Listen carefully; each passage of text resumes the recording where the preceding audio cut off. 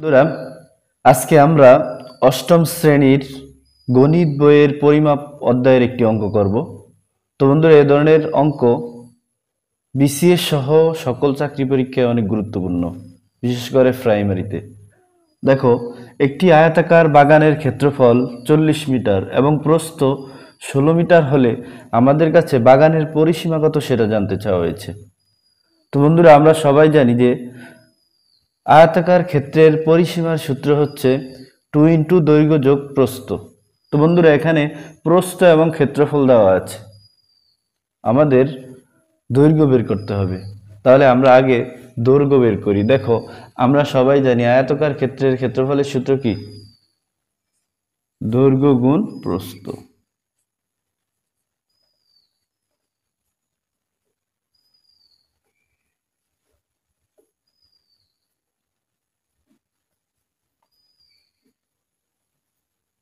প্রস্থ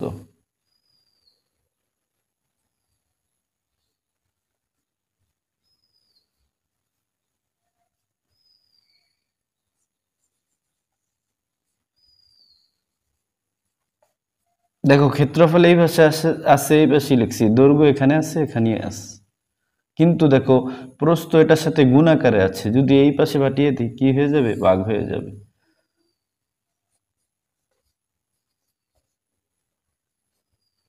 এখন দেখো, দৈর্ঘ্যের সূত্র হচ্ছে কি? ক্ষেত্রফল ভাগ প্রস্থ। তাহলে আমরা এই ক্ষেত্রফল কত? 400, প্রস্থ 16। তাহলে এটারে যদি ভাগ করি তাহলে হয় 25। তো বন্ধুরা, এখন আমরা যদি পরিসীমা নির্ণয় করি, দেখো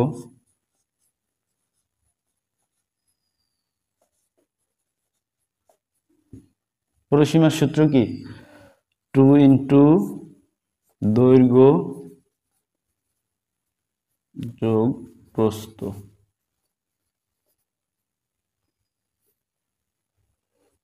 2 এর 2, দেখো দৈর্ঘ্য কত? 25, এই 25, আর প্রস্থ তো দেওয়াই আছে 16।